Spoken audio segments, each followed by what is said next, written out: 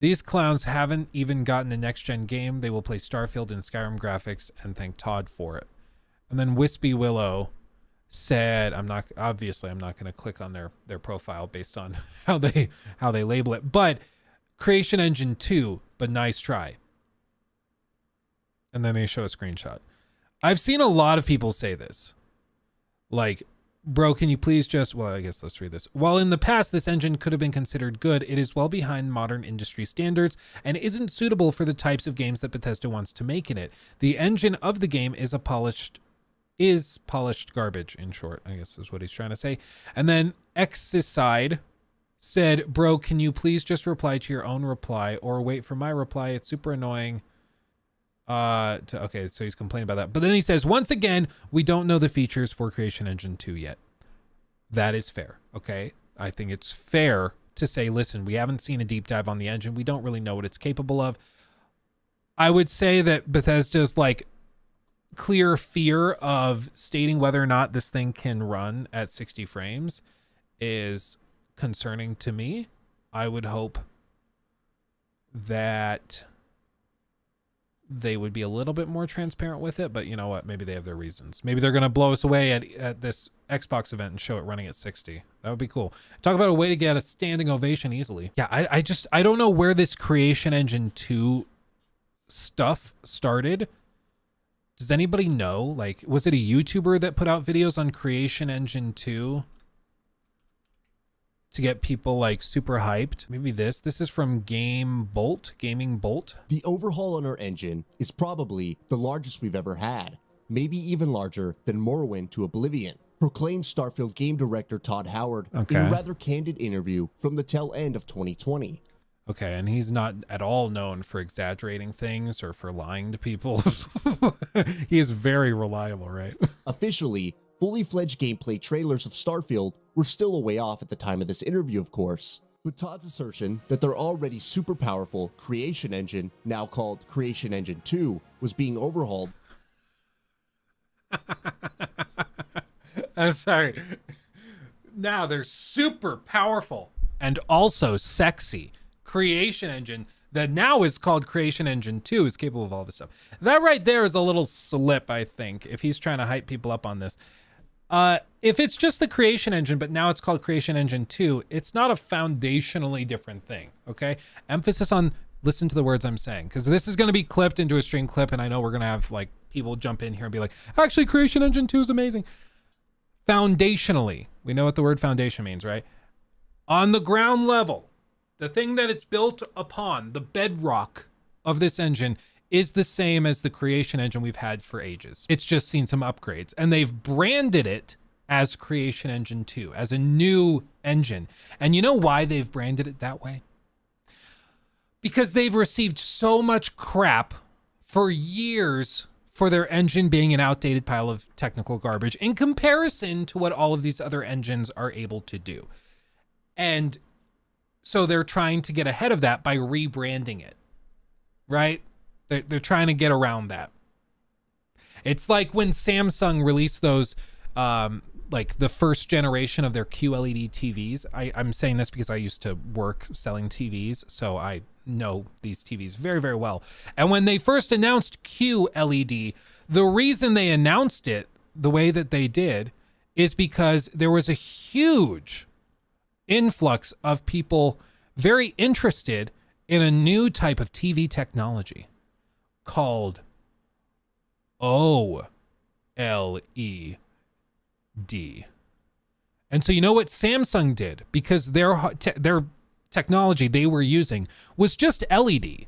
They were still just using this. They couldn't compete with OLED in terms of the technology they were bringing to the table. So they rebranded it as something else to make people think that it was different than just LED, which is what it was. So they put a Q.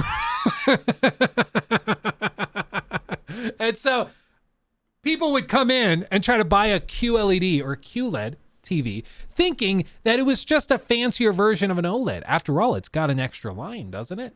But no, it's purely marketing crap, okay? Now, to be fair, eventually QLEDs ended up taking on a life of their own. I do think QLED TVs can be really good in certain situations, like really bright rooms. If you have windows, a lot of ambient light, they can be phenomenal for that. Whereas OLEDs still are not very bright in comparison to those big LED TVs. So, honestly, in a lot of cases, I think most average people who are putting a TV in their bedroom or their living room or something are probably better off with a QLED than just an OLED if they have a lot of ambient light. But that's all beside the point. When they started, QLED was basically built just to be a marketing trick to get people to buy it instead of an OLED TV. That's what it was. And when I see something like the Creation Engine 2, it screams to me of the same thing. A technology which is outdated and can't compete with its competitors on the stats in a pure form. And now they're just rebranding it to try and get people to think that it's fundamentally different than what it actually is, which is still just kind of outdated, right? So whenever you hear Creation Engine 2, you just have to be a little bit, again, skeptical, okay? A little bit skeptical. Use big brain. Served as an enticing statement of intent. Starfield is going to be massive. Fast forward to 2022, and we've just had our first good look at Starfield's gameplay thanks to the trailer revealed at this summer's Xbox and Bethesda Game Showcase. And also, I saw somebody trying to say that it didn't look at all similar to No Man's Sky. Bro, like, I don't have a problem with it looking similar to No Man's Sky, but like, call a duck, call a horse. If it looks like a horse, it's a horse. Like, come on, dude. It looks very similar in terms of structure, analyzing things to get the like micro pieces of it analyzed so you can mine it and use that to build a base and to upgrade your ship. All of that's fine. There's no problem with it being inspired by No Man's Sky. That's totally okay. But like pretending it doesn't look a little bit like it is just really weird. And on first impression, ambition, whilst an apt descriptor, is a word which undersells Bethesda's commitment to fully... Hold on, let's go back. Hold on. 22. Too many syllables. I need a breakdown. And we've just had our first good look at Starfield's gameplay thanks to the trailer revealed at this summer's Xbox and Bethesda Game Showcase. And on first impression, ambition, whilst an apt descriptor, is a word which undersells Bethesda's commitment to fully realizing Starfield's entirely traversable universe. So ambition is not an accurate term. So it undersells it. What they're doing is even more than ambitious. It's gigabitious. It's bubitious. I don't know what the next version of ambitious would be. Is there another word for it, for like super ambitious? Is there another term? I have no idea. Okay. I agree. It's very ambitious to have 1,000 planets that you can explore freely. I totally agree. That's very, very bubitious. Okay. I'll give them that. See, there are whole solar systems packed with completely explored. Uber vicious. Okay. Fanatical. Fanatical, I think of like as obsessive. It's not as like super vicious. Stupidity. Irrational. Okay. Orbital planets. And with over 100 systems dotted throughout the universe, Bethesda are saying there are 1,000+ planets in which to investigate. While stating finite numbers somewhat contradicts the awe-inspiring, unquantifiable vastness of space. Okay, was this written with like ChatGPT? I tried this the other day. I was like, take this sentence. Like, it contradicts the awe-inspiring, unquantifiable vastness of space. I mean, you could just say the vastness of space. I mean, it seems like you're trying to hit the word count limit a little bit, but like, let's try this right now. Let's do an experiment, okay? Let's actually try this in ChatGPT, okay? I'm gonna go in and pull up ChatGPT, and we're gonna do ChatGPT 4, and I'm gonna say, convert this sentence into one with much more intelligent and sophisticated. What did it? Sophisticated vocabulary. And then we're just gonna like do this exact thing. Starfield, the video game, looks super, oh my god, I can't type, cool. Okay, we're just gonna see what it does with this. Starfield, the interactive digital entertainment experience, exudes an unequivocally captivating aesthetic appeal. Yeah, see? Boom. Boom. Never believe a YouTuber when they're using big words, okay? I'm guessing most of them don't know how to pronounce them, including myself. I mean, like, you saw me try to type that, come on. But I'm just saying, like, if you see something like this, be a little skeptical hippo eyes, you know? maybe a little bit. I'm not so sure. Where's the tab? Okay, here we go. Space, 1,000+ planets, which you could cherry pick for open exploration, sure is impressive. Together, with the game's purported deep RPG skill tree, plus resource harvesting, researching and crafting, FPS combat, spaceship design, and again, I've said it before, I'll say it again, the spaceship design thing I am pumped for. I think this, no joke, looks awesome, okay? I think this looks amazing. I love the idea of being able to craft my own ship. I love this kind of thing, and I'm all here for it, okay? No hate. Like, being very clear, I think this looks great, okay? People are like, you don't give it a chance to really excel. No, this looks awesome. I don't care what anybody says. This looks great. I love this.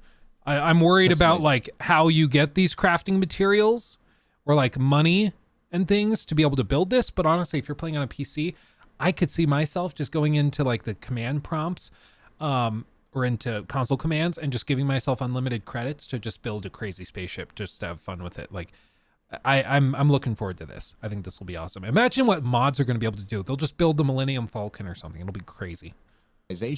And character creation. But just like I can say that that looks awesome, we have to be honest and say that these characters look like absolute ass. Okay. $4.99 spaceship armor coming. Dude, or like it's horse armor for your spaceship, and so it's just like if they took horse wallpaper and stretched it over the ship, that, you know what, I would probably buy that. But this is the thing, we have to be honest about this, otherwise we're just being stupid. Okay, if I'm looking at this and I'm complimenting the spaceship design, if I pretend that this looks great too, that makes me what class? What does that make me? A dumbass. I'm sorry. Okay, no, not a dumbass. It makes me a fanboy. And we don't want to just be fanboys for the sake of being fanboys, okay? We want to be level-headed with it and honest, because when we're level-headed, it makes everything more realistic. It's like what I said earlier with people pretending that there aren't No Man's Sky inspirations. And then he shows like clips of the mining and stuff. Where's the mining beam? Come on. Where clearly there's inspiration from No Man's Sky with the mining beam. Like, come on. And that's okay. Yeah, right here. You're telling me that this doesn't look a little bit like No Man's Sky? Come on. If you do that, you lose all credibility. And I don't think that you're being serious. I think that you're just trying to hype it up for the sake of being hyped up. And for some reason, you think that No Man's Sky is bad. Therefore, if something looks like it, it's also bad. Like, no Man's Sky has a huge player base. People love it. And honestly, a lot of them are probably going to be moving to Starfield when this launches. Just being real with you. But to pretend that this doesn't look like No Man's Sky is asinine. Come on. Get out of here. And character creation, then the game should lift off without a hitch. We're looking. Sorry, lift off without a hitch. What are the odds that there's severe hitching problems when this launches? Pretty high. And like I've said before, we have reason to believe that, okay? It's not just being like negative Nancy or a Debbie Downer, okay? Every game that Bethesda has released, when I said this in a previous live stream clip, somebody said, well, but Redfall was okay. Redfall launched pretty good. When did Redfall launch? Just take a guess, okay? How far back do you think they had to go? Oh, Daggerfall, not Redfall. Redfall didn't release too well. Redfall was a different thing. But Daggerfall released back in 1996. This person unironically was saying, okay, it's not fair to say that pretty much every game they've released, as far as we can remember, launched super buggy and lacking in performance. If you have to go back to 1996 to find an example of when they did something well, I think we're getting stupid, okay? So I'm going to stick by it. Every game from the last, 27 years that they've put out, we'll go 26, just give ourselves some extra wiggle room. Even if that's true, that Daggerfall launched great, which I don't think it is. Like, we got people in here that are saying, no. Yeah, Bal says that it didn't run well. But even if that is true, if you have to go back 27 years, I mean, what are we doing? What are we doing?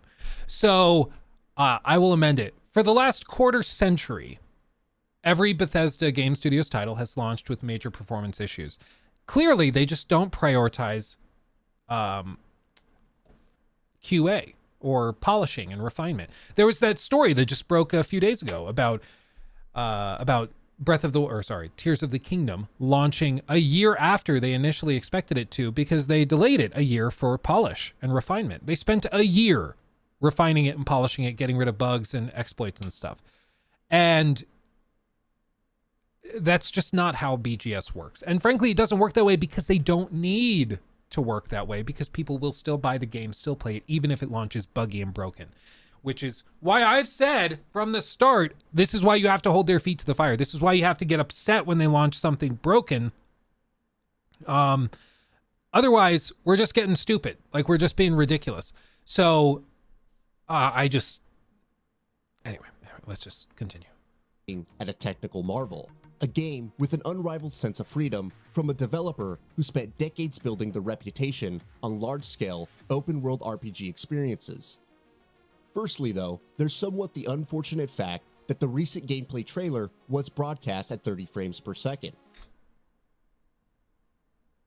Okay, let's hear what he has to say. Interesting. So any notion that performance will be 100% smooth and seamless in the finished product is impossible to confirm at this stage.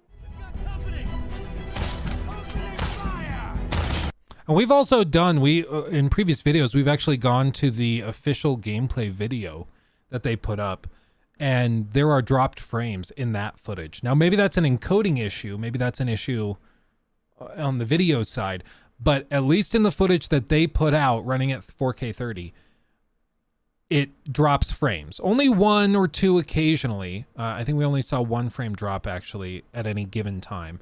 So it dropped down to like 30, or it would just drop a frame randomly. And again, that could be just an encoding issue or something. I don't know. But there's reason for people to be like, so what about that 60 FPS though? What about that though?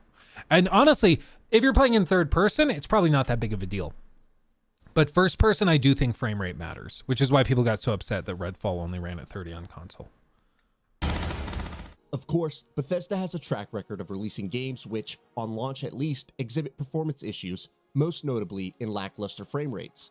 It's a year until the game is slated for release, so the benefits of Bethesda's revamped game creation engine still have time to materialize. Frame rates can improve in line with the advancement of the systems Bethesda's developers are using, so long as the intricate level of detail and visual fidelity they're pushing doesn't prove too resource heavy. That said,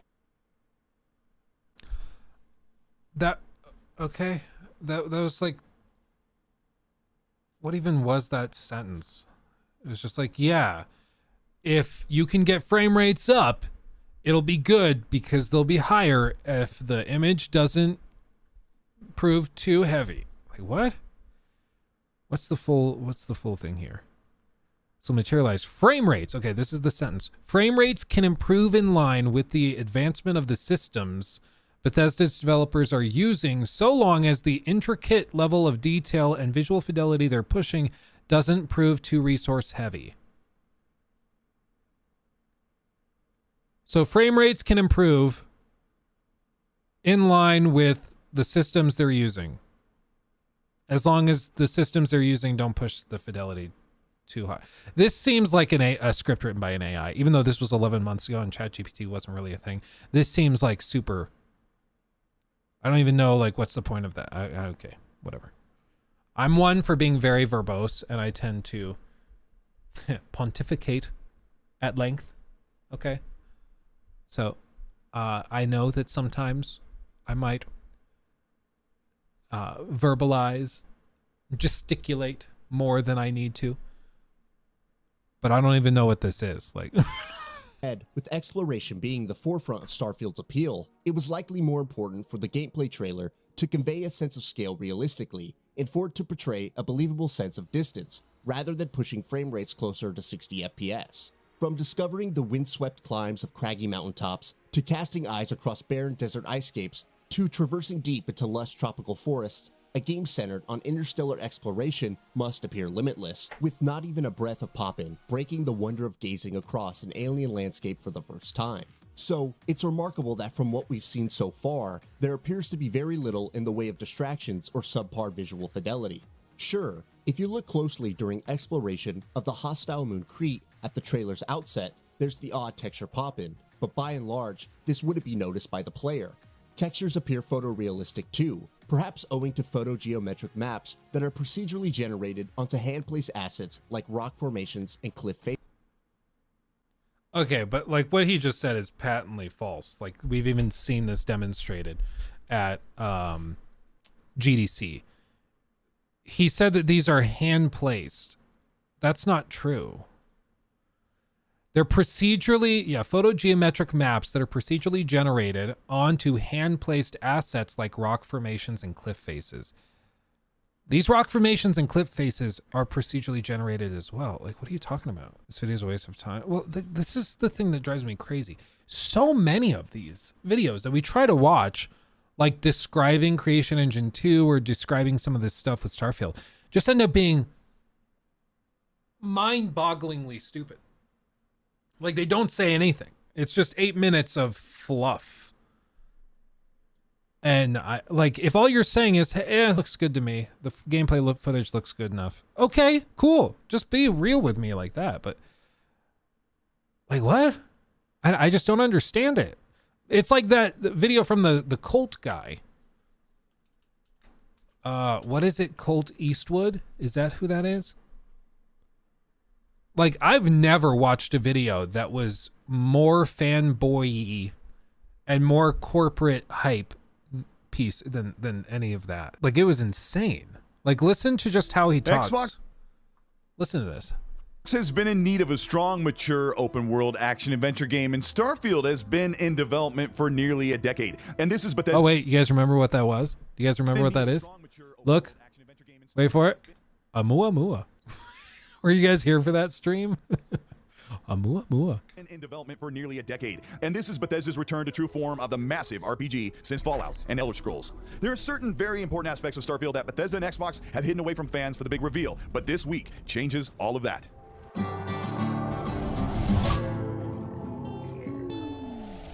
This is Cole Eastwood. Welcome back to the channel. Today we're going to talk about Starfield and big updates for the game, what we can expect, and what we... I will give him credit. He's got a great voice. But man, this guy just is the hype beast machine. know before the big reveal in June. If you end up enjoying this video, let me know by liking and subscribing to the channel. Hit the bell to be notified of new... Yeah, by the way, I'll share this video. I'll post this in chat. So if you want to go check it out and watch it yourself, you can. If you want to go toss him a sub, I'll give you this. He's endlessly entertaining. Content, and let's talk about Starfield, the rating, and what to expect for performance on consoles. Starfield was... Okay, he's going to talk about performance, okay? He's going to talk about performance.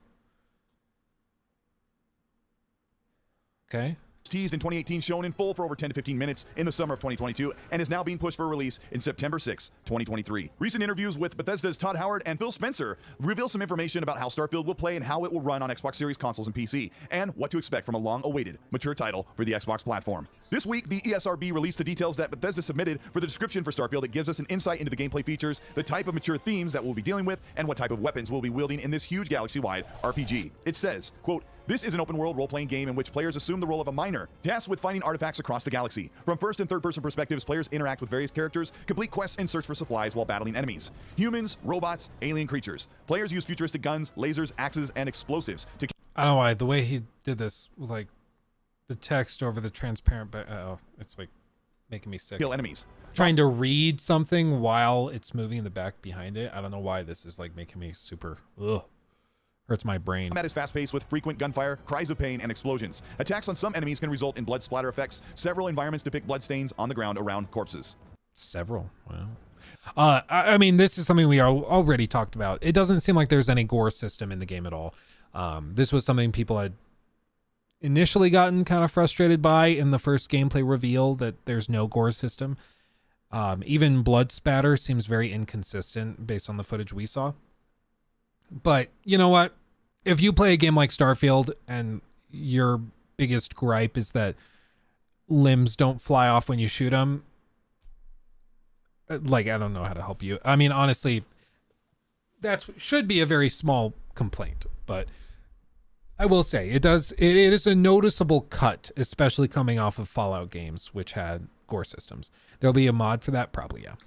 Little has been said about the weapons we will be using in Starfield outside of seeing SMGs or assault rifles and futuristic shotguns, but melee weapons such as axes have not been shown in the game other than small hints from the early trailers. Here in the trailer from 2020, it appears like the player character sets down an assault rifle next to a lightsaber type weapon.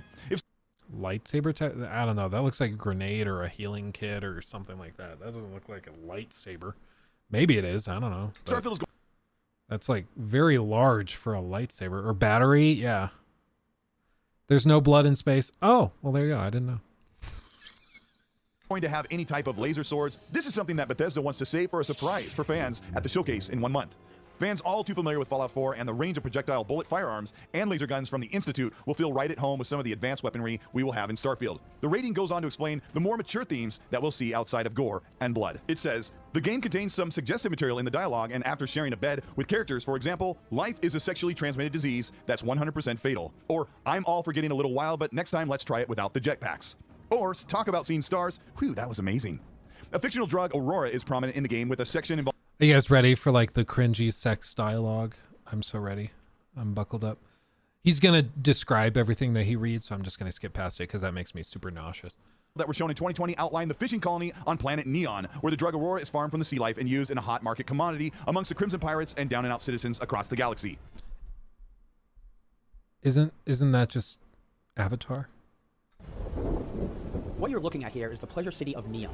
The Xenofresh Corporation Pleasure City! Another nondescript aquatic world. They wanted to catch fish until they discovered a fish with psychotropic properties. They could make way more money selling a drug than they could fish. That drug is Aurora and is legal only on Neon. People come from all over to experience it and everything else Neon has to offer. It's fair to assume that the drug Aurora will also facilitate your player character in Revelation drug-induced dreams to come in contact with the anomalies we'll find across the universe, which are magical space powers that are running life forms across the galaxy. So there are the drugs in Starfield, but what about the sex? Sleeping with companions. But what about the sex? What a question to ask. This guy, you know what? I was wrong about Colt. He's asking the heavy-hitting questions, the important ones. Oh, man. I love it. Again, I haven't heard any critical evaluation. This is just, like, if you told me that this was put out by Bethesda, I would believe you. Like, no part of this seems like it's independent. It's baffling. Certainly not a new thing in the Fallout series, and Fallout 4 it was used to get better perks for players as they roam the open world, and we can expect this to also play a part as we meet potential love interests and companions to fight alongside us. I don't know, man. I think Fallout 4's NPC, this is on console. Maybe he's playing on controller, but like even that NPC looks better in my view than the ones we're seeing in Starfield. Am I crazy? Like, I think that this one actually looks better. The skin looks better. Maybe it's just the lighting. I don't know.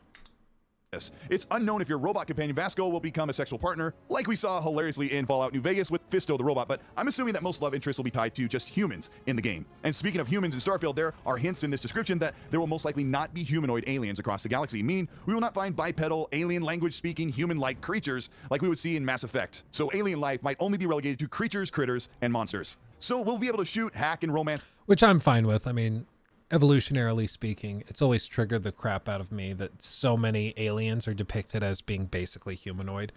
I know that's very stupid and that's like a very niche and kind of dumb problem to have, but it's always triggered me that all of these aliens from vast expanses of the galaxy evolved to look just like us, but bald, green, or gray. Like, it's always triggered me. I just don't like that design. I always want them to be a little more creative, you know? Humans across the galaxy, but what about the game? How will it look and run in the hands of players on the Xbox Series consoles and PC?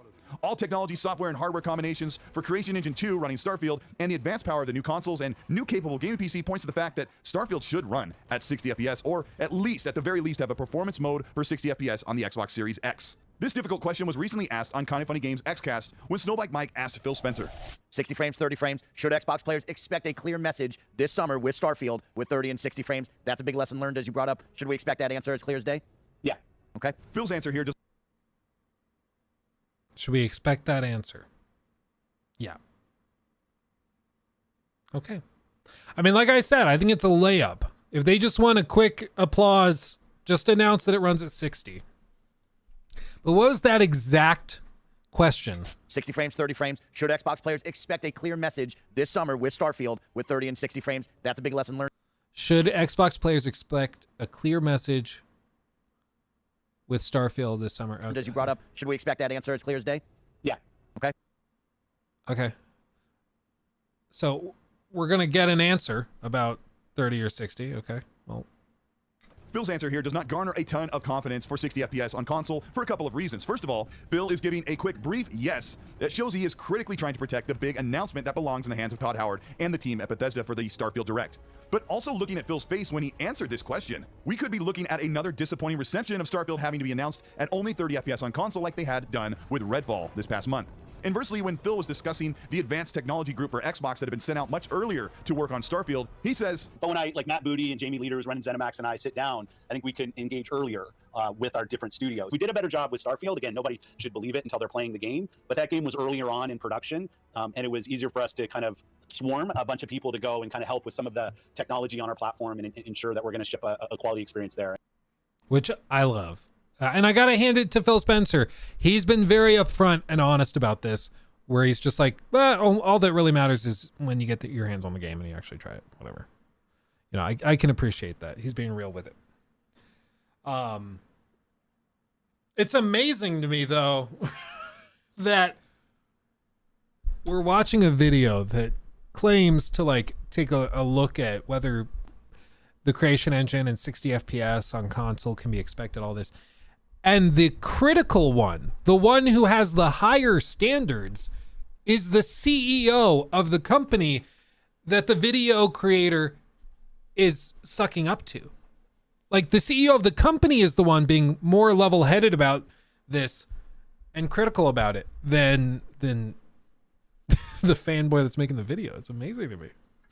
You know, you'd think that the CEO would be the one that's like, yes, my company's amazing. The game's going to be great. The game's going to be all this. But no, he's like, well, all that really matters is when you try it and you play it, and, you know, we need to deliver a quality experience, blah, blah, blah. But the fanboy that's making the video is like, and this is going to be the second coming of Jesus Christ. He's going to emerge out of your Xbox console, sliding cleanly through the disk drive, unless you have a Series S, in which case he will evaporate through the grate on top like Play-Doh going through the spaghetti filter, and then he will emerge. Like, you get what I'm saying? Just that bit was going on too long. We're just gonna move on. he alludes to the game getting the support and technical assistance that it needs to run at 60 FPS, which Redfall did not have early enough in the months leading up to release. A few months ago on this channel, I would have been very certain that Starfield will run at 60 FPS on the Xbox Series X. We know that's the problem. Yeah. But looking at the state of AAA games on console and PC with big major performance issues, I start to wonder if Todd Howard and the team behind Starfield were able to get this massive world that is so interactive running at 60. This massive, sexy, attractive world that's going to be amazing running at this higher frame rate. Like, you don't have to qualify every little bitty thing. Like, are you that insecure about the game? Like, if the game's going to be great, you can just be like, yeah, so the question is whether they could get the game running at 60 frames. You don't have to be like, and the massive, expansive world. I see what you're doing, dude. It just screams insecure. Like, this is the thing. I think these fanboys know. I think they're aware. Like, they're not dumb. I don't think Colt is dumb, okay? To be very clear. I just think he's had a big old gulp of the Kool-Aid, even more than the CEO of the company he's covering. And he's lost sight of any sort of question of whether you can be level-headed with this type of thing. And he doesn't seem to really care if he's hyping people up irresponsibly, which triggers me, because when people get hyped irresponsibly by YouTubers and creators like this, it can get them to the point where they're going to potentially waste their money, waste their time on a game that's a mess. Was this guy one of them that was hyping up Redfall before it came out? Is that the same guy? Zach, by the way, what are some things you want them to show us in the upcoming showcase? I want to see how complex the story is in Starfield. I think if they came out, they, for one, say, this whole showcase is going to be at 60 frames because, yes, the game runs at 60 FPS on the Xbox Series X.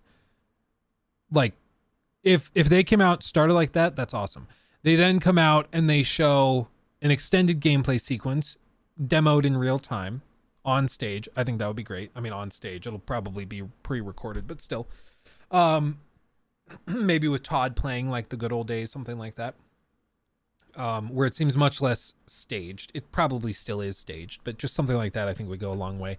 And then they, I think, need to discuss roleplay. And the biggest question with all this is, frankly, whether or not the 1,000 Planets is going to be varied enough and interesting enough to justify their existence. So I think what it needs to be is they need to show the planets what it's actually like to play the game, an extended gameplay look.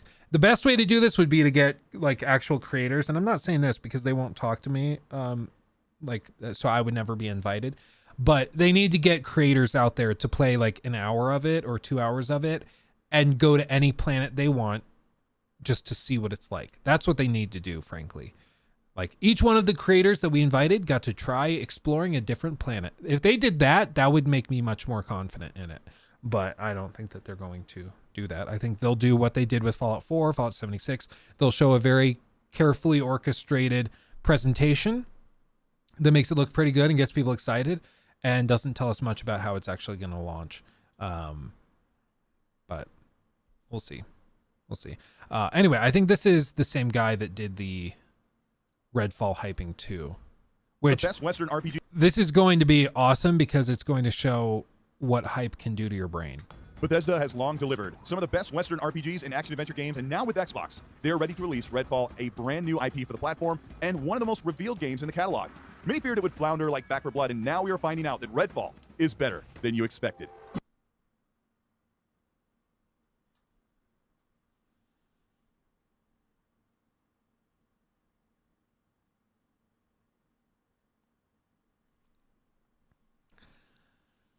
Hype makes you stupid. Hype makes you stupid. Again, I don't think Cult is stupid. I think this is your brain on hype. I think when you're hyped for something, you lose sight of like the things that should be warning signs. Hype makes you stupid. Oh, dude, we should totally do that, Sean. Should we do that? Would anybody want a hype makes you stupid t-shirt? I think that'd be funny.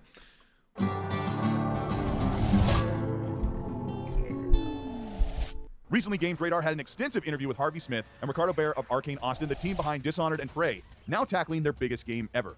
Harvey Smith, the lead director of Arcane, boasts, if Redfall comes together at the quality level we think it will, then it will be a different beast. It's really tremendous. It does a lot of cool stuff. Now, doubters of the Redfall new IP have long made comparisons of the classic Left 4 Dead or even comparing it to Back 4 Blood as an insult. We get an answer from Ricardo Bear. He says, the way you play and experience Redfall, it's not like Left 4 Dead or Back 4 Blood at all. Redfall is more like loading into Far Cry. The combat will be far more meaningful and emergent, meaning you won't be just blow past it. Don't talk about that. Oh man. mowing down hordes of undead, holding down the trigger mindlessly. You'll be attacking smart, pack-heavy vampires, squads of power-hungry militant groups, and violent cultists. Ricardo says, quote, we wanted to take a familiar setting and go deep on it. Redfall's island should be a place where, after hours of exploration, you feel like you know it the way you know Talos or Dunwall. And this is referencing the Dishonored world and Prey from last generation. Ricardo adds, quote, you're in a big open world. We have a home base where you can talk to NPCs and get side quests. You can go to the mission or run into the big open world. Because Redfall is much more organic and freeform, a true open world with hubs to take on and discover upgrades, combat missions, and unlock the mystery of the growth of the vampiric evil. He says, quote, you'll want to see if you can get into a barn you found. climb a fire lookout tower that you spotted in the distance, or try and get into a house to read all the notes scattered inside. Some of Redfall's most powerful moments come from wandering around, absorbing the world, and getting caught in the high action for a moment. That was the atmosphere we set out to create from the beginning, Harvey Smith explains. It's nice to know you'll have the freedom to approach mission areas and in-world locations with the same exploration and curiosity that you could in their other games.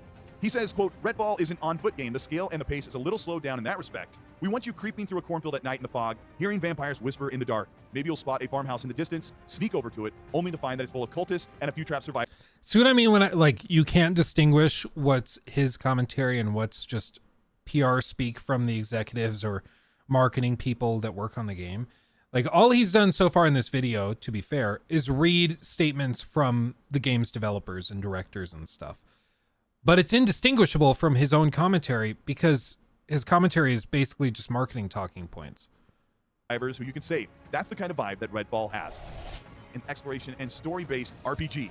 Redfall is divided into 2 districts, one rural and another a crappy tourist town with a full day-night cycle, even though there is an eclipse sun rising and setting each day. Vampires become stronger and more lively at night. And liberating these parts of the town for people will open up safe houses, harboring citizens who are cut off from civilization. You'll encounter survivors who may ask you for a favor or two for side missions with the opportunity to level up or earn new gear waiting as a reward. Nests can emerge from a shared psychic space. These are the psycho-realistic and semi-realistic spaces. Like, and this is where I'm like, do I just not understand his content? Is his content really just like to make hype pieces? In which case, like, okay, I just find that content inherently dishonest. But like, there is no critical evaluation whatsoever. Like, there just isn't any. So maybe I just misunderstand the kind of videos that these are supposed to be. Maybe that's what it is. Take a ride with me. Thank you for the chill Australian. He speaks like a literal corporate chill. Well, whenever you like write out, it's why I like pulling up the transcripts for these videos, because if you pull up the transcript and you actually read out what's being said and you imagine it like within an article, can you tell the difference between the stuff that he's describing and the stuff that the developers are saying or the marketing guys are saying? You know, like you can't really tell the difference. And it's because it is indistinguishable. There is no difference. He's just parroting their talking points.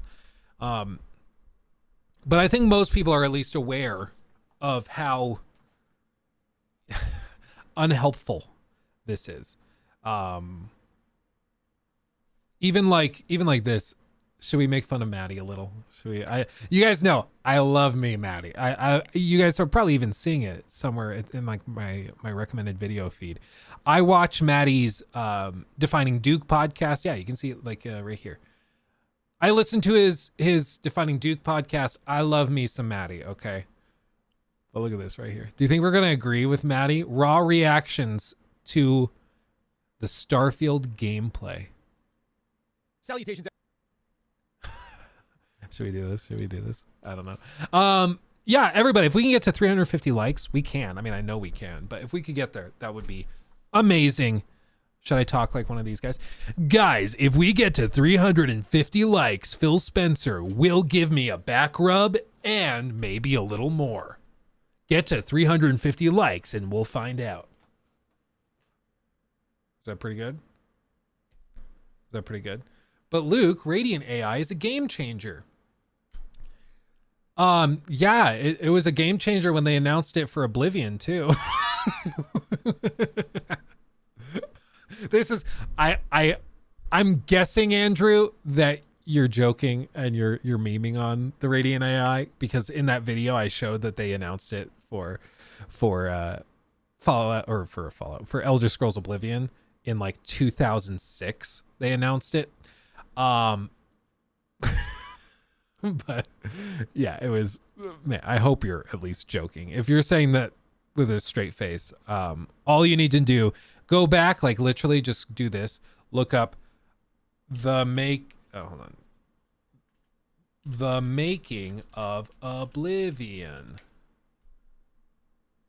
In here, there or not. Transcript, hold on. Radiant right here. This video is from 2006. Okay, it's during the development of this in like 2005. Okay, I think the big thing is the AI we have in the game. We designed this system, Radiant AI, that allows the people in the world to react really intelligently, and they sort of have their own goals, so they can... They're recycling talking points. So, okay, Andrew, I'm glad it was a joke. I'm glad. But this is the thing. I can't tell the difference anymore because the people who are joking sound identical to the people who are serious saying, well, but Starfield has Radiant AI, because they're recycling talking points from 2005. It's insane. But anyway, yeah, I can't tell the difference. Okay, let's see Maddie. Maddie, I love you, my brother. We're working on a collab, like I said, on Starfield on the Creation Engine 2. So we're going to delve into this with him. It's going to be interesting. But look at this. He's got his Christmas suit. He's ready to go.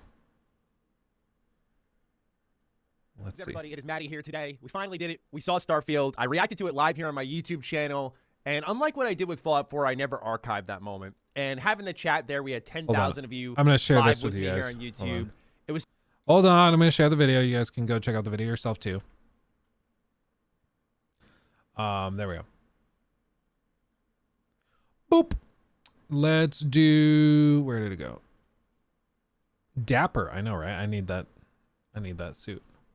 Just a special moment I'll remember for the rest of my life. So I just wanted to make sure I had this archived, not only for you all to maybe one day look back on, but something for me as well, just to look back on like a huge moment, to see something new. I keep watching it over and over, and I just can't get over it. I'm really excited for this game, but now it's time for the reaction to begin. He's such a fanboy. I love it. A legendary moment indeed, as you'll see the... Rocky's here. Hello, Rocky.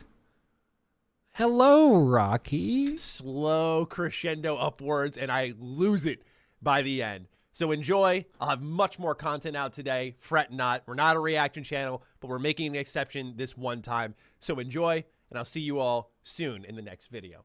Peace out. Okay, this is it. I can't believe we're about to see Starfield. See, this is like, I've been like this before. I've been on this level of hype before, and it's fun. It is fun, okay? This level of excitement is just awesome. However, it can screw you up pretty quick. It'll mess with you pretty bad. Amua. Did I get a Diablo 4? I'm assuming is what you mean. Review code? No, I did not. I didn't really try, though, to be honest. I did not. But I will be playing it. It's going to be awesome. Luke, don't do this to Maddie. Oh, this is fun. This is fun. I want to see what he's going to say. I don't think I've seen this. Holy shit. I don't know what to expect. It's not Elder Scrolls and it's not Fallout. Holy shit. Okay. My heart is like racing. Okay. Control, this is Constellation Starship Frontier. We're ready to start on your signal.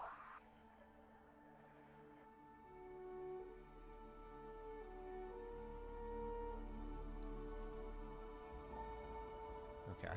Maintaining exit vector course. Steady till ready. Coordinates input. I wish this wasn't in 1080p because I will not be able to judge these graphics at all, if it's going to even look good. All right, Bethesda. Okay, already he's trying to be like, let's evaluate it. Let's critically evaluate it. Started after Fallout. Oh, fuck me. Okay. Okay.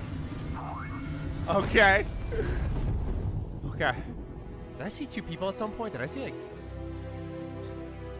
We got to work with Maddie on his imagine they bit did go rate. up. That'd be funny. It's hard to express how excited all of us at Bethesda are to be here with you today.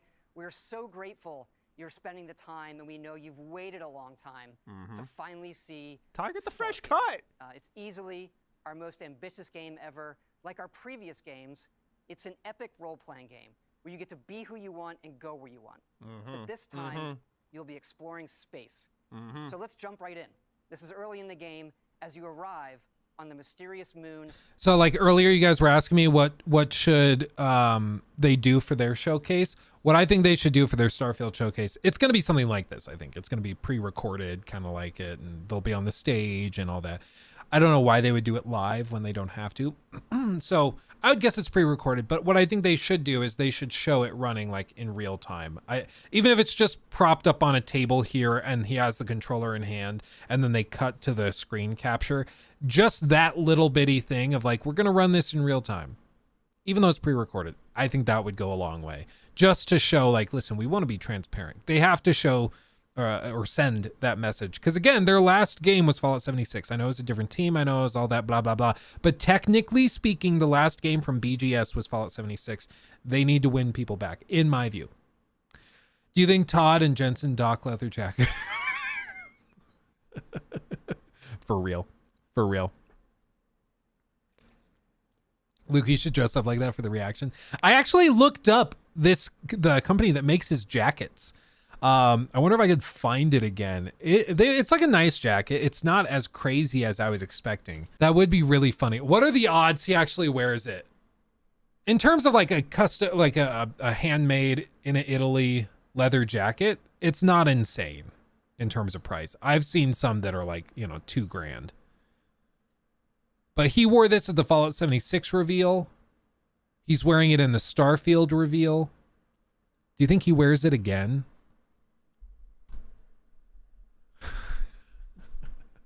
Please do it. Wear the blue jeans, blue shirt. I'll get the shoes. I have shoes like that.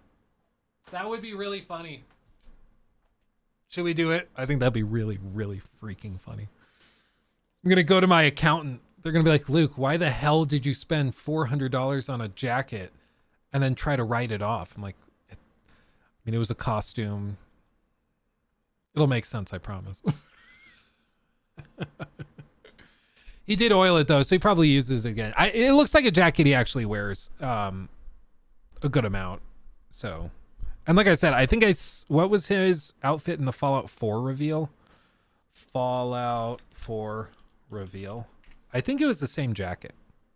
No, it was a slightly different jacket. Slightly different. A lot different. It doesn't look... Is it all leather? No, it looks like fleece or something. But I think Todd is worth a lot more now than 2015. But this was awesome, man. I miss these live reveals and live demos. I hope E3 makes a comeback. I think that would be awesome. Actually, like, they have enough people that revolt and are like, we want it back. We want to play these games live. I think that'd be great. Anyway. Let's let Maddie finish his fanboying. Of Crete. Say less, buddy. Say less, buddy. Okay. All right. Hold on. I think I need to clip that. Hold on. What's this soundbite? Assassins. No, I need that one. Valaha. So you get... No, I'll use this one. Hold on. Buddy. Okay. All right. Okay. I'm sorry, Maddie. It's just so good. Every time we see something good from now on. Okay. Yeah, oh yeah, sorry, my face is in the way. There we go, sorry. Okay. That's a deep, visceral feeling right there. He's not faking that. That is pure pleasure seeping out. Okay. Oh, dude. The mysterious moon of Crete. Yeah, this is raw. Ooh, A raw, music. uncut reaction. Ooh. It's kind of got Star Wars vibes.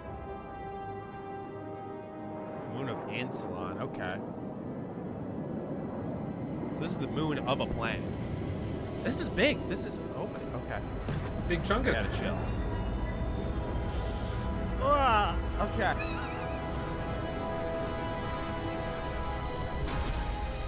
Nice. Man, they're like building me up. Okay, we're in the game. Okay. Vasco, look at you. Oh, so this is like a step out moment for sure. This is a step out moment for sure. Give me the step out moment. Oh, fuck yeah. According to the scanners, the abandoned research facility is in this direction. Oh my god, that's like No Man's Sky type energy here. I know, right, Maddie? There's still fanboys that refuse to acknowledge that. It's really weird. Okay. I'm sorry. It's oh man. What? Okay, so the HUD leaks were real. Oh my gosh. Can you just go anywhere on these planets? Yo. Yo. Oh, okay. Yo, the animations look way fucking better. Way better when he was aiming in and putting the gun down. Okay. Question, have we seen any gameplay showing like flying on the planet's surface? Like actually flying, say, through a mountain valley like this? Or has everything we've seen just been like the cinematic takeoff and landing stuff? Nope. Nope. Nope. No. Because I just had this moment of like paralyzing concern. I was like, I don't think we've actually seen that.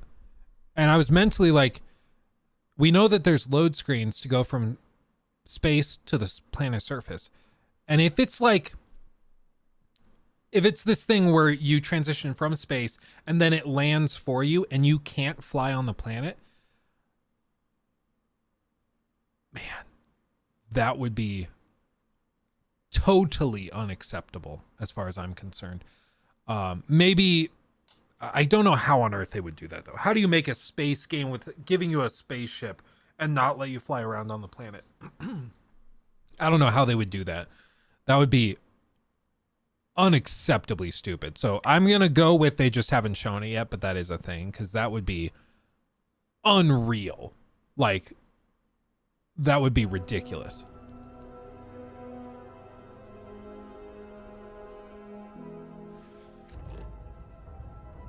I'm getting a little emotional. Dude. Survey thing that you could... Yo, No Man's Sky for real? That's what I'm saying. Wow. It really is like... I don't know how to feel about that. Oh, thank you, You're Maddie. collecting resources for something. Oh, God. Did they just confirm settlement building? Oh, God. Yes.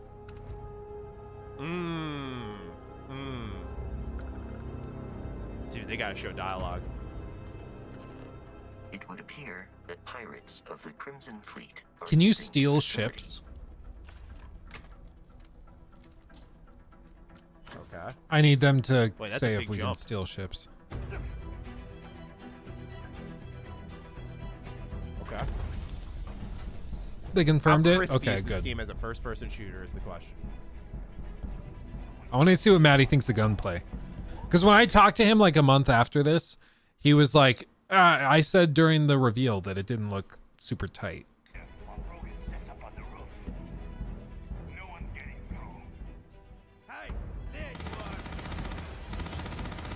Okay. That weapon is kind of underwhelming. Thank you, Maddie. See how much Maddie has Okay, that was grown? a strafe slide, I think. Oh, grenade.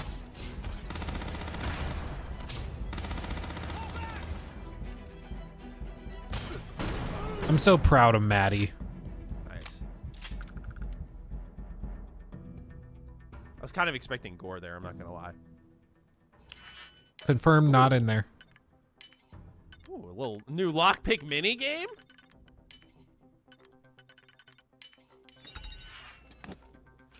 Nice.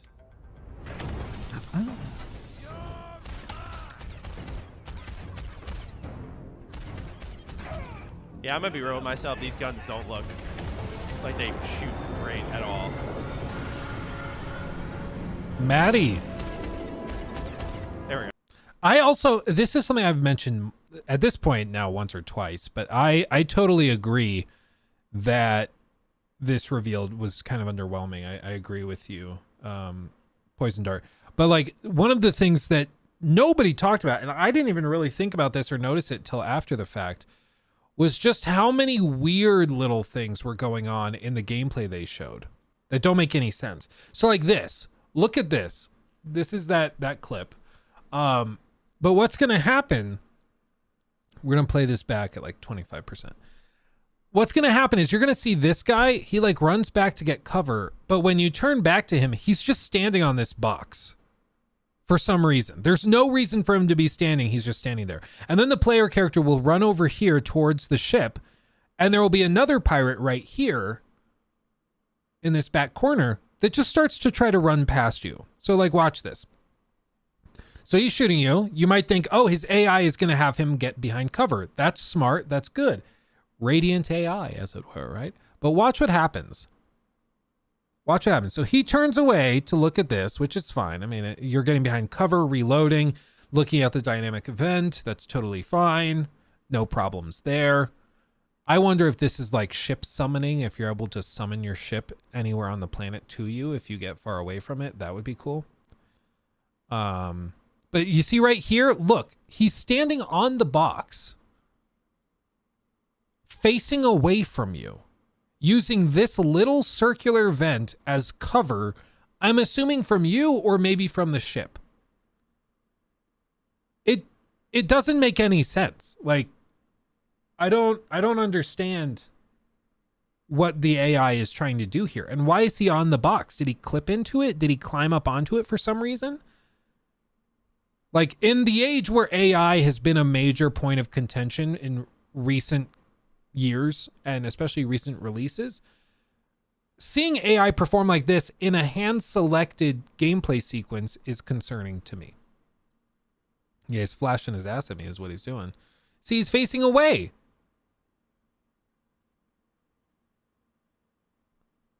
And then watch this guy over here. They cut it and clip it forward.